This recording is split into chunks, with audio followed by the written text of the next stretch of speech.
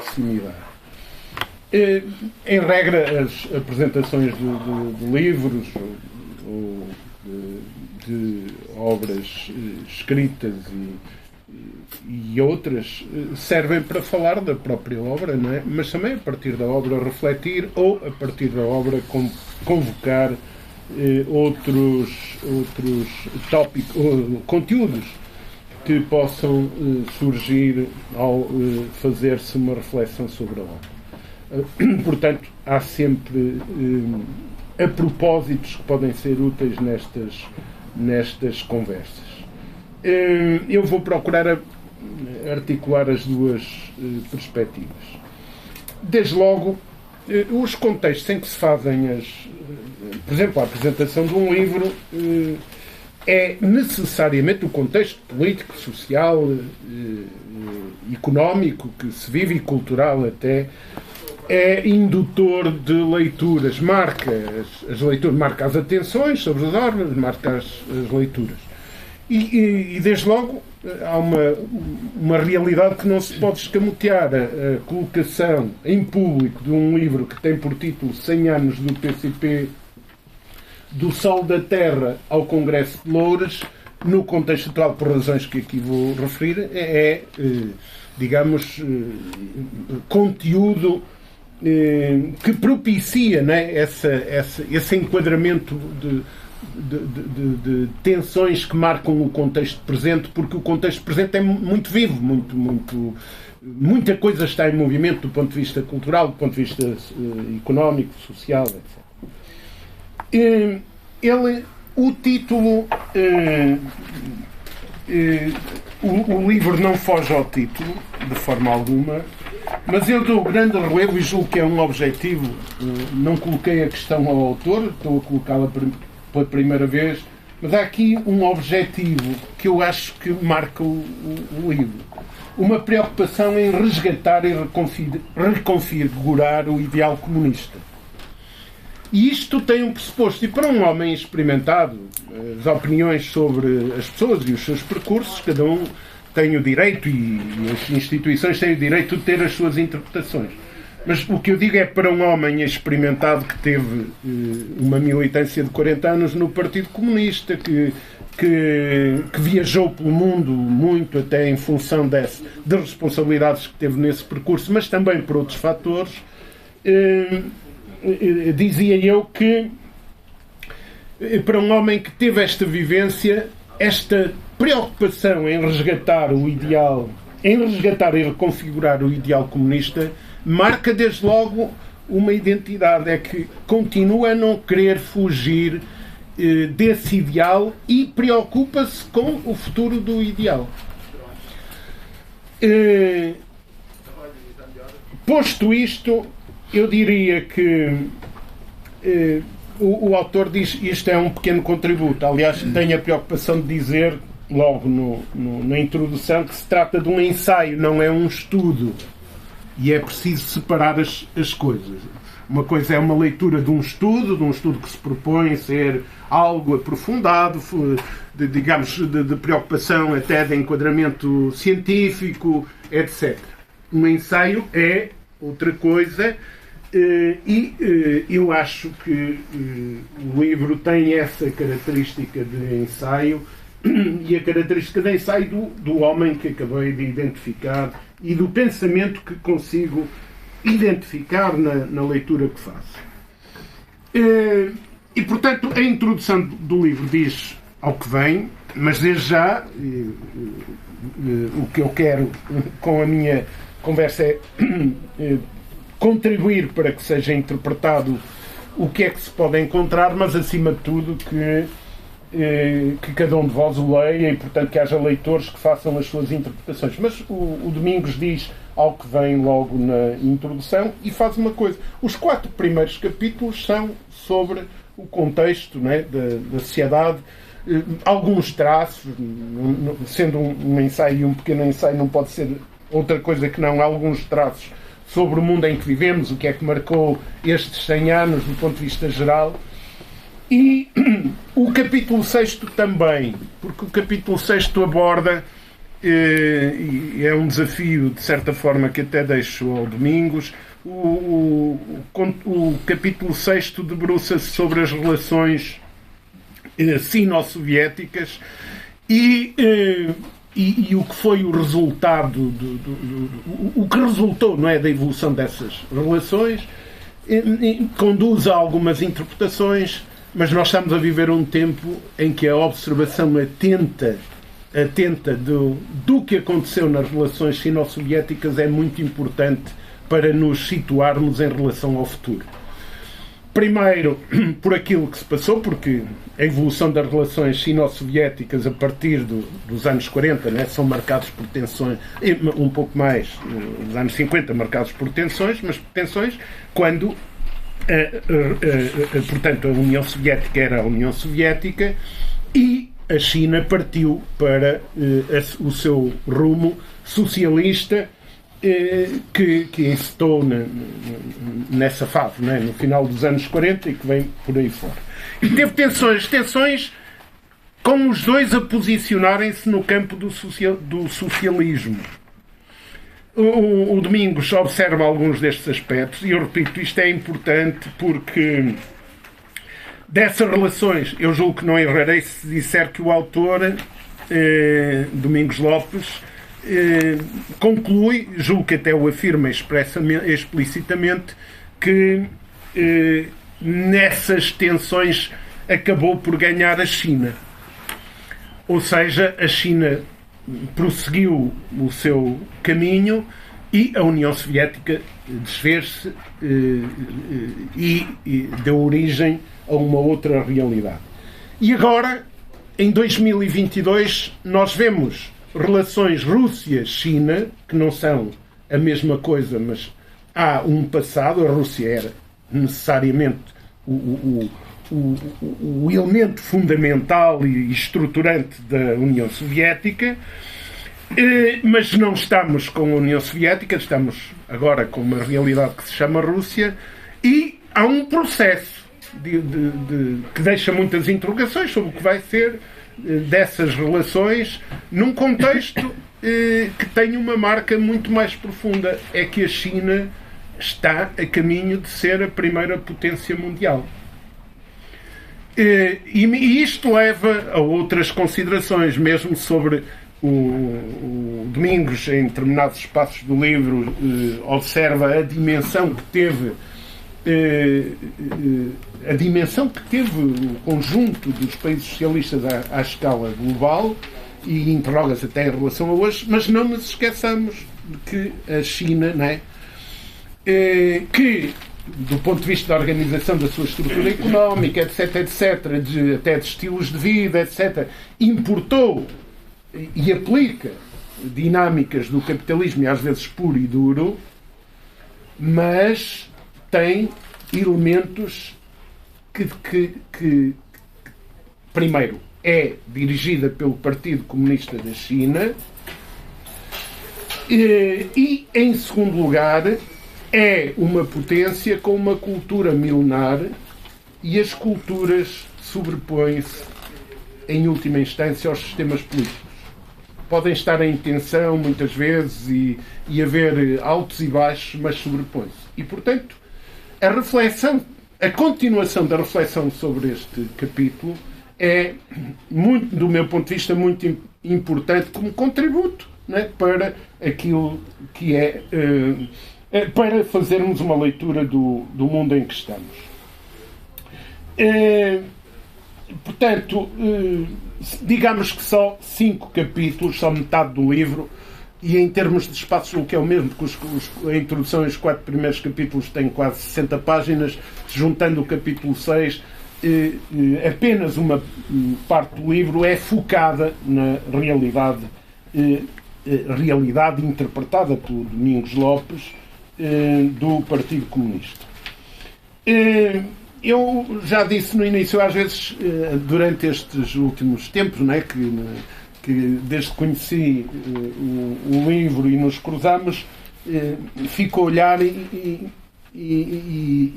digo, o Domingos situa-se no conjunto das pessoas que apostam E eu acho que isto é muito importante neste objetivo de resgatar e configurar o ideal. Mas no tempo presente ir a esse desafio é uma tarefa árdua, pesada, necessariamente dolorosa, e eu diria até muito dolorosa em relação a alguns aspectos, mas eu penso que não há alternativas quando se quer continuar e se parte desta interpretação que o Domingos assume. Depois eu falei do contexto e eu queria ver se me controlava, porque tenho tendência sempre para falar muito. Eu direi que o tempo presente tem marcas que precisamos de identificar quando entramos, e já digo isto pela terceira vez, em leituras que nos fazem este desafio que eu identifiquei. Ou seja, nós estamos numa sociedade, e mesmo para apreciarmos para analisarmos os tempos em que estamos, este tempo de conflitos e de crises de que falarei à frente, nós vimos percorrendo um tempo de uma continuidade já muito significativa em que as sociedades estão, do ponto de vista político, em deslize para a direita. Deslocação toda para a direita. E isto é bom que se assuma. É que estamos todos nesse barco de deslize para a direita. E repito, o tempo já vai longo. Segundo, os ideais socialistas estão fortemente atacados e sem agenda de mobilização. E, claro que têm inimigos. Os inimigos, se está sem agenda de mobilização, está em posição perdedora. E se está em posição perdedora é porque há outros que atacaram e que estão a ganhar, não é? Nós, numa partida de futebol, por exemplo, quando estamos a perder, quando está a jogar, está a perder, pode reconhecer que o outro o lixou, mas só tem uma hipótese: é fazer o máximo para tentar e inventar formas, e isso passa-se em qualquer atividade, para ganhar ao outro, porque senão não resolve. Se estamos à espera que o inimigo desacelere para sairmos vencedores, estamos lixados. Mas o tempo é muito difícil para isso. Terceiro, no quadro deste conflito da invasão e guerra da Rússia, na invasão da Ucrânia e guerra que se está a passar na Ucrânia, e que é a expressão maior de guerras que se ocorrem, múltiplas, que continuam a ocorrer à escala global, mas neste conflito, em todos os espaços do conflito, as forças ultraconservadoras e fascistas estão a ganhar. Esta é a minha interpretação. E julgo que há algumas observações que o Domingos deixa que partem muito disto. Epá, como é que se metem aqui travões? Pois procura dar o contributo, vocês apreciá-lo bem. Mas a minha leitura é exatamente esta. Há uma realidade hoje adquirida. Há várias já adquiridas. Está claro que vai haver intensificação, já está em março a intensificação da exploração dos povos. Está claro que os conflitos todos tendem a agravar-se. Está claro, pelo menos por algum tempo, que vamos ter uma escalada belicista e que vamos ter que custear uma escalada belicista. Mas está muito claro que as forças mais retrógradas estão a atuar em todos os campos do conflito e a ganharem posições. Essencialmente uma coisa, que é a normalizarem-se na sociedade, a ganharem credibilidade. E isto é muito, do meu ponto de vista, é muito delicado. E até passo para uma observação acerca da realidade nacional. Nós temos um governo a iniciar funções, que tem um mandato longo, não é, de 4 anos e meio. Vimos de uma pandemia que nos colocou, antes da pandemia, a crise não é, que nos feriu e que nos limitou muito e que deixou, por exemplo, na área do trabalho e de algumas políticas sociais, um lastro pesadíssimo. Mas vimos dessa crise que convoca emergências. E depois veio a pandemia e tudo em nome das emergências. Não é? E partindo até de mentiras, uma das mentiras mais certeiras que foram lançadas com a pandemia foi a ideia inicial que estávamos perante uma pandemia democrática, não é? E a atingir a todos da mesma forma. Quando isso, desde a primeira hora, era claro que jamais seria assim. Mas a pandemia convocou emergências e as pessoas abdicaram de direitos, de liberdades, de condições de vida em nome da emergência. E agora esta guerra está a convocar emergências. E, por exemplo, nas políticas sociais, a tendência de afunilamento da solidariedade para a caridade do imediato, que é necessário alimentar as pessoas, proteger as pessoas da guerra, tudo isso, mas tudo caminha no sentido de a caridade se impor a uma solidariedade onde entra a cidadania e muito mais atacar as condições para uma visão estratégica do que deve ser uma estruturação de um sistema de proteção social, por exemplo, um sistema de saúde. Portanto, a emergência vai ser um obstáculo. E a partir daqui, com as forças retrógradas em vencimento, a normalizarem-se, nós vamos ter um cenário político com um governo de uma maioria absoluta que tem do Partido Socialista. Do meu ponto de vista, é importante que continuem a dizer que é um governo de esquerda e que são de esquerda, mesmo os membros do governo que o digam, mas nós vamos ouvir muitas vezes a invocação dizendo: sim senhor, nós não podemos aceitar dar espaço à extrema-direita, dar espaço ao Chega, etc. Mas, cuidado, também não podemos aceitar o outro extremo. E vai haver um aumento de argumentos para desarmar as propostas e a ação à esquerda. E isto aprofunda ainda mais os problemas que eu estava a falar que resultam da sociedade estar convocada para as emergências. E as emergências sobre o Estado Social que eu estava a falar, mas as emergências sobre a economia, que altera as dinâmicas que pensavam que a economia ia seguir, ou as emergências sobre o trabalho, né, que levam a que, ainda esta semana, ouvia um dirigente de uma organização empresarial do Norte a reclamar, né, como necessidade imperiosa a importação de mão de obra. A expressão, eu não vou aqui, mas já agora quem quiser ver o que penso sobre isso, o meu texto do JN da manhã, na publicação semanal que tenho no JN, trata disso, mas é isto. E, portanto, nós estamos num cenário em que facilmente vai ser invocado: isto era preciso, os salários crescerem, havia um consenso, só que agora teve que ser posto de lado, porque agora é a emergência da resposta à guerra. E isto é problemático. Acrescido daquilo que eu dizia, é que o espaço para a esquerda se afirmar diminui. Ora, aqui obrigatoriamente é preciso discutir que estratégias à esquerda, e não há soluções para juntar as pessoas que não seja identificar os obstáculos todos, cada um aqueles que sente, e a partir daí ultrapassá-los, sem negar digamos, o espaço de cada força, sem negar, mas também sem negar a possibilidade das interpretações que cada um faz. Posto isto,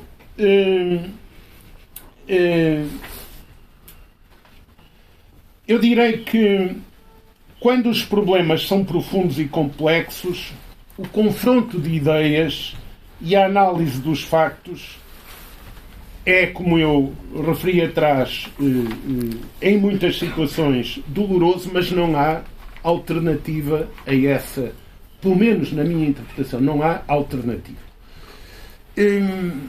Pode ser inoportuno a colocação de determinadas questões à luz de uma determinada cultura que está instituída na força A ou na força B, e neste caso muito, como é evidente, no Partido Comunista, porque trata do Partido Comunista. Temos que admitir que sim, que pode ferir, que pode ser considerado inoportuno. à luz de determinadas culturas, quer dizer, mas tem que ser feito.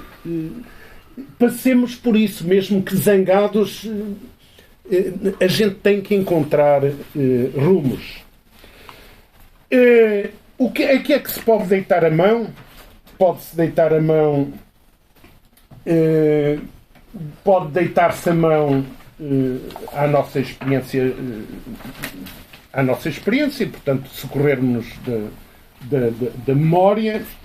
E sobre isso eu gostava, ainda antes disso, duas outras questões, que é a necessidade de, ao partirmos para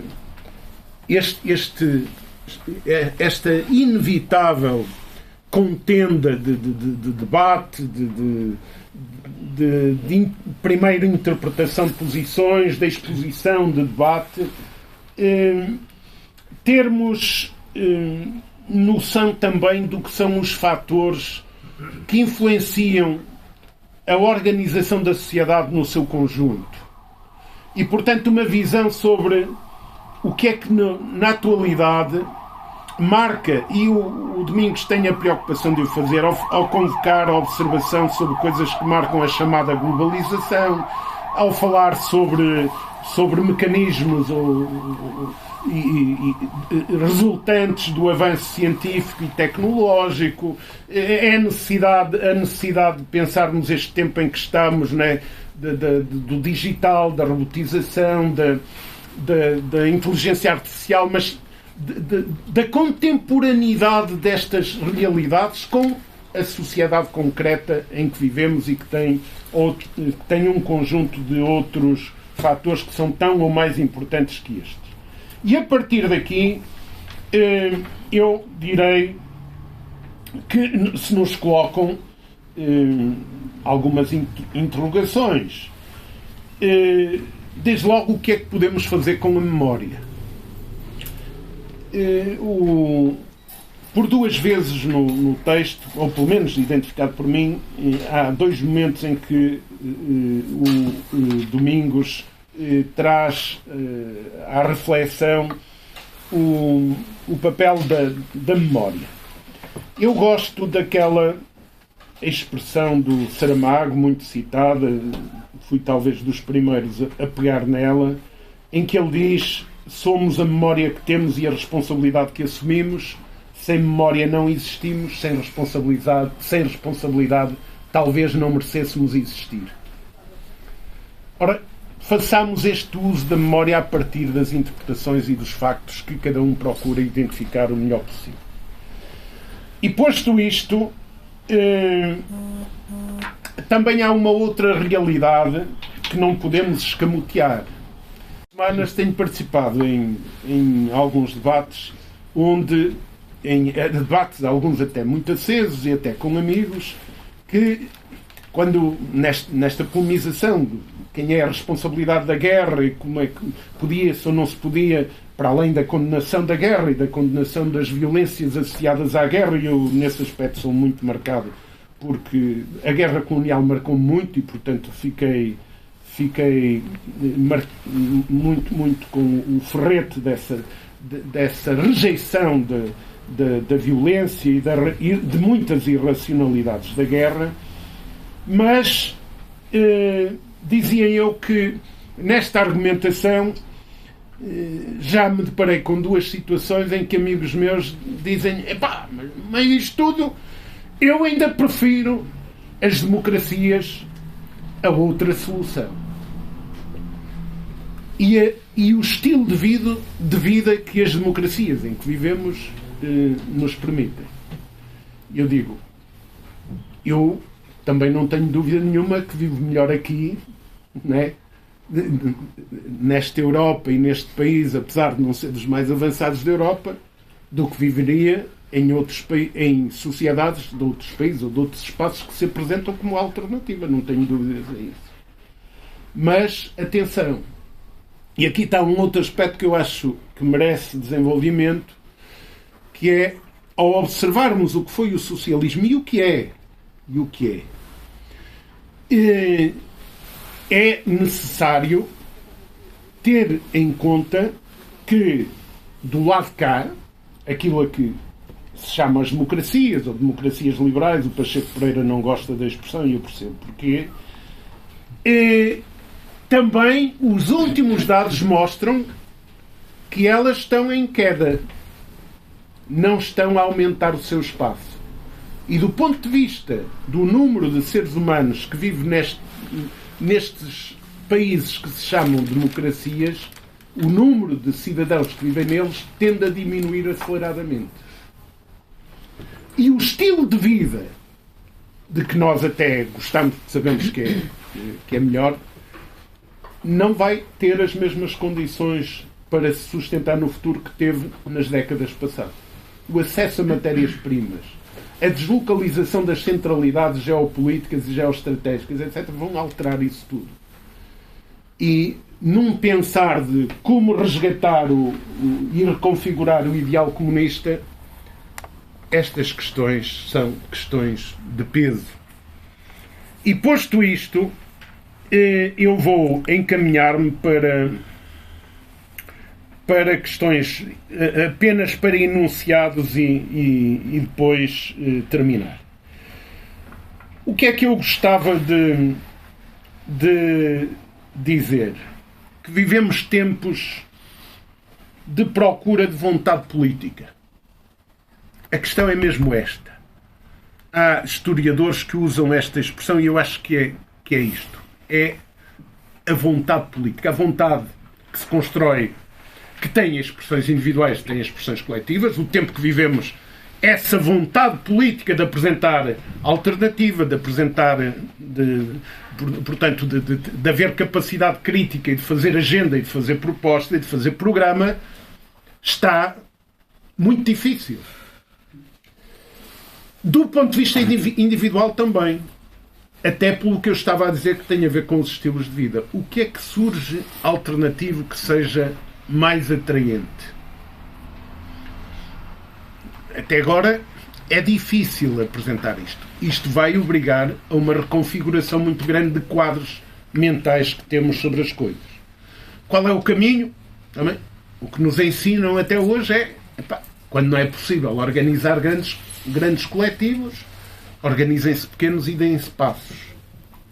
E como o Domingos bem observa no livro, as dinâmicas vencedoras começam sempre, ou em regra, por serem minoritárias. É uma minoria que avança sempre com uma proposta que depois começa a fazer caminho, começa a romper. Eu dou muita valorização ao ponto que já aqui enunciei antes, que é o do reconhecimento e aceitação de que é preciso polemizar e ir ao fundo das questões, mesmo que sejam dolorosas, nos processos de as tratar. E, em segundo lugar, dou muita valorização a estes pequenos passos, ou pequenos organismos, ou pequenas vontades que se vão formando aqui e ali, porque, historicamente, também se mostra que ajuda a fazer caminho. No contexto atual, discutir isto é difícil. Se nós pensarmos, então, nos resultados eleitorais para as forças que situam à esquerda do Partido Socialista, a coisa é complicada. Como é que o Partido Comunista recompõe condições da sua intervenção e como é que, por exemplo, o Bloco de Esquerda consegue reformular ou criar uma agenda que seja motivadora. E posto isto, vou então mesmo para as notas finais, dizendo que eu acho, lendo o livro, encontram, primeiro, uma insistência numa questão, por parte do Domingos, que é necessariamente uma questão que nos deve levar a um debate muito profundo, que é, perante a implosão, no contexto da implosão da União Soviética, onde é que estavam as vontades coletivas que defendiam o socialismo instalado, portanto, existente no regime soviético, onde é que estavam as populações, onde é que estava o povo. E, portanto, insisto nisto. Se o povo não deu um passo em defesa de um regime que era afirmado que era do povo e para o povo, alguma coisa é uma disfunção muito, muito, muito grande. E tem que ser analisada em todas as suas consequências para quem acha, como ele, que é preciso resgatar e reconfigurar o ideal comunista.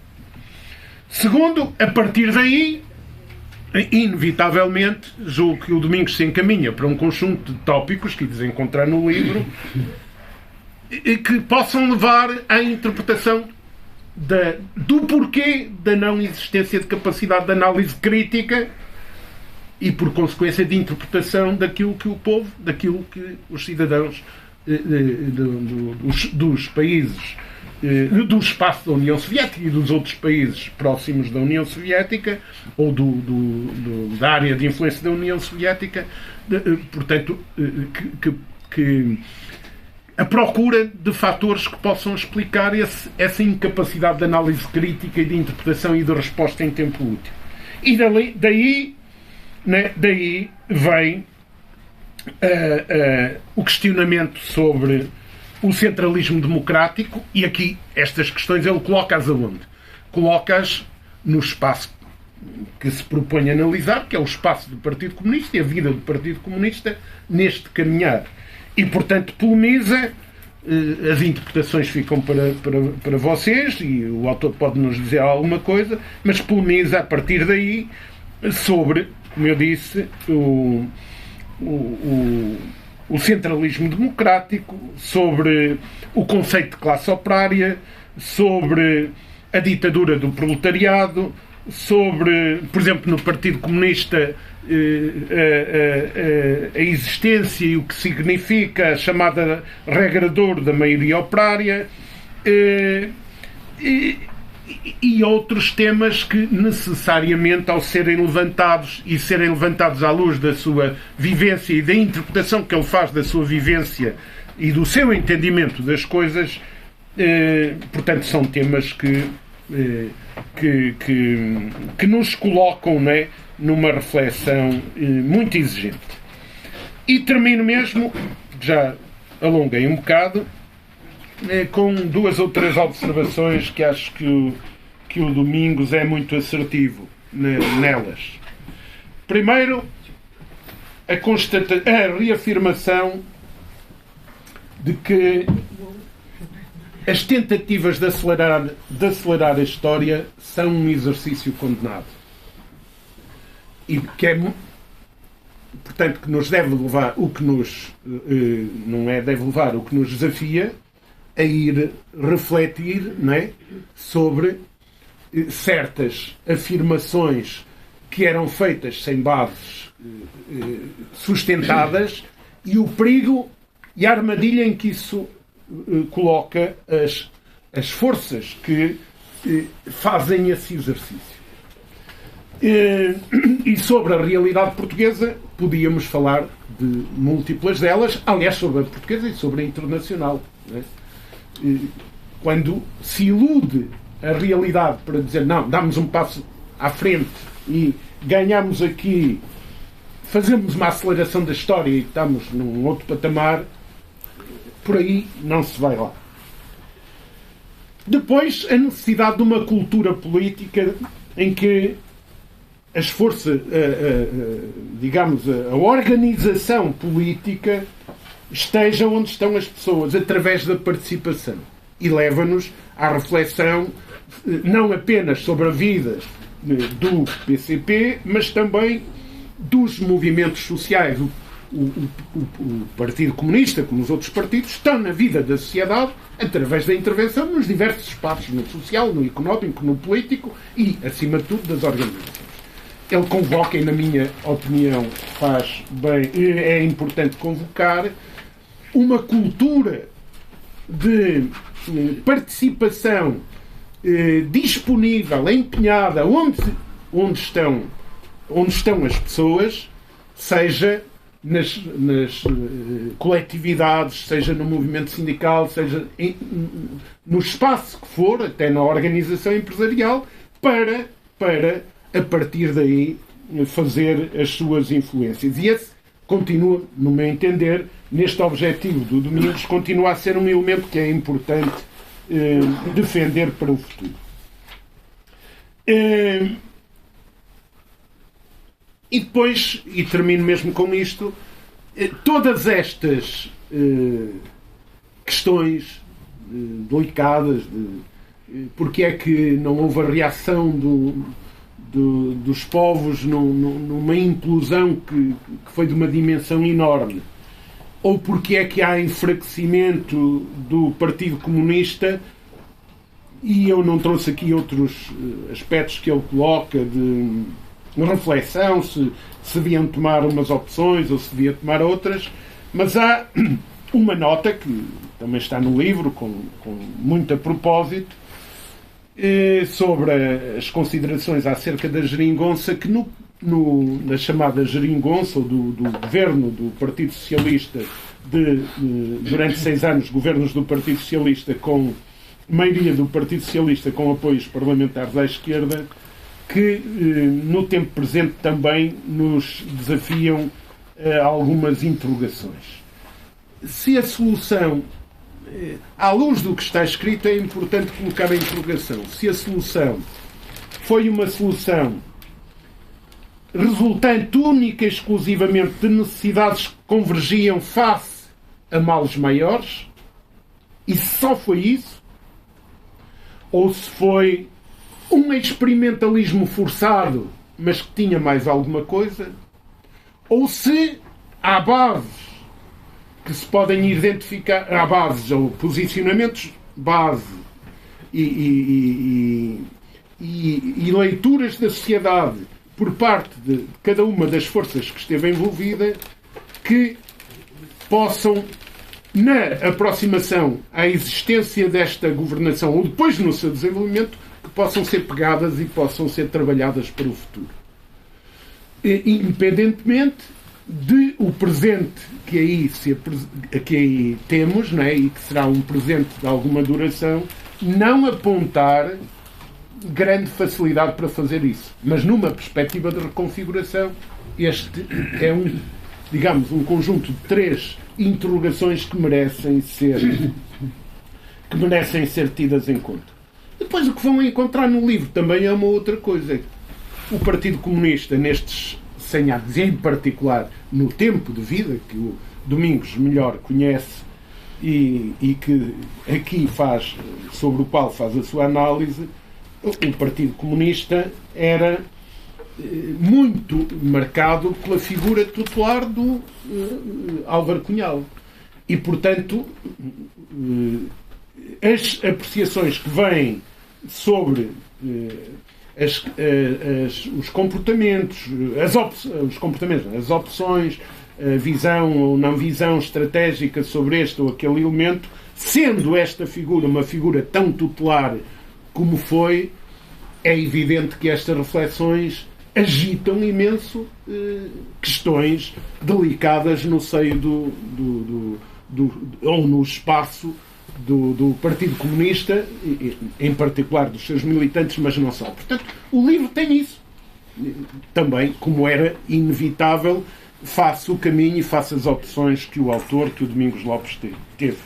E, portanto, eu direi que também é preciso alguma coragem para ir a estes desafios e bem-aja ao Domingos por continuar a acreditar e a empenhar-se na necessidade de resgatar e configurar o ideal comunista. E agora...